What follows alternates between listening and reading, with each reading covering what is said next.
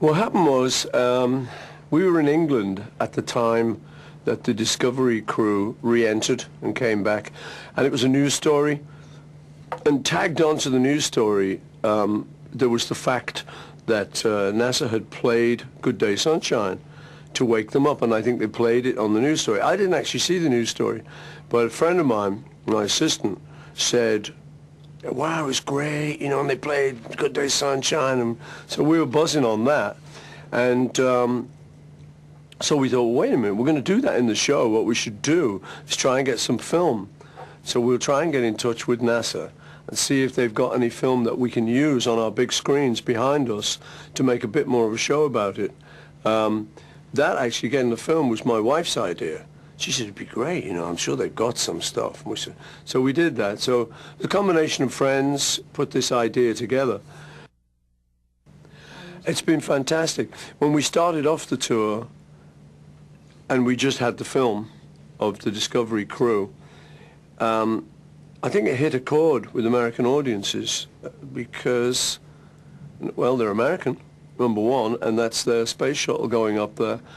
And I think because there were slight difficulties, you know, everyone was really relieved to see the crew back. And I think also the song fits. You know, that's the nice thing. It's a great song, you know, for Earth if you've been away.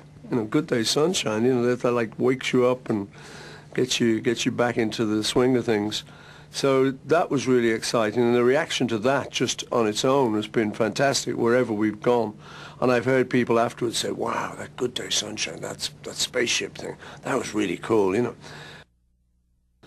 And then Houston, we finally got to Houston, to be able to announce after Good Day Sunshine this time, and to tell the story of the Discovery and tell the story I normally told about them re-entering after all the troubles, and to our song.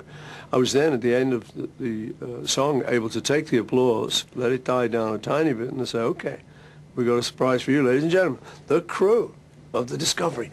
Well, the audience went bananas. They went bananas. I mean, you know, they were as excited as us. And you know, the great thing is we were talking about it afterwards, as you always do. You know, you rerun the whole thing. Somebody was saying sometimes these personal appearances things can be a little bit cringe, you know, a bit embarrassing. You see the people, ladies and gentlemen, and people are going, hello, you know, it's all a little bit embarrassing. But this was fantastic. They walked on as proud as punch, you know, all looking great, lined up exactly the right position, and it was great, able to shake hands, announce all their names. And I must say they were into it. They were very into it. I could see by the expression on their faces they were really buzzing as well as us. And how are you? And then we had the honor when we were in Anaheim in California of hooking up with Bill McCartney and Valery Tokarev, actually live from the stadium. So it was very exciting. I said to the audience, okay, have we got a surprise for you? We are any minute going to hook up with the International Space Station. That is 220 miles up there. And there are two guys in there, and we're going live. And all you 17,000 people are going to share this experience. And I said, no, it won't be long now. I saw the image of the two guys flicker up on my screen. I said, so let's go over now. You know, so we went over. And the guys talking from space, you know, just kind of, you could see the weightless, you could see the mic floating around, and we're all going, yeah, wow, you know, they really are in space. And then Bill did his somersault. And that was like, okay, this is no reconstruction. This isn't a studio in Burbank. You know, this is the real thing. And so that was really exciting. And I said to the audience after, I said, I think I need about 20 minutes to go and have a lie down. You know, it's just so sort of, what do you do after that?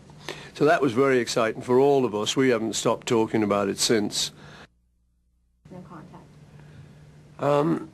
I think, you know, I can only imagine what it's like to be up there. I can't begin to imagine what it's like to get up there. But then to be up there, looking back at Earth, can you imagine you get a little bit sort of homesick, a little bit nostalgic? Because, you know, you're not there anymore. And I'm sure there's some days when you'd like to just get out your spacecraft and just pop down to the park or something, you know. So I think music is probably a great help because it sort of grounds you, brings you back and gives you memories. That's the other nice thing about a lot of my music. I find people commenting and saying, I remember exactly where I was. I was going out with this girl and they played that, or we heard that on the radio. I was in high school, or, so people associate a lot of memories with it, and thankfully, mostly good ones. So I can imagine that for the space crew, when you're out there for such a long time and missing home, that it would be very good to get a reminder. It would sort of take you back and hopefully lift you up. I think there is some deep, basic instinct in humans to explore, to find things out, to learn things. And it's been something that's happened since the dawn of time, since we learned to stand straight. We've gone on and on and on, learned to talk, learned to communicate, learned to write, read, all these little steps, huge steps actually, inventing the wheel, etc., etc., to the modern day, where it's now computers and it's now spacecraft. I think it is just a deep urge in us to sort of find out what's there, what's out there.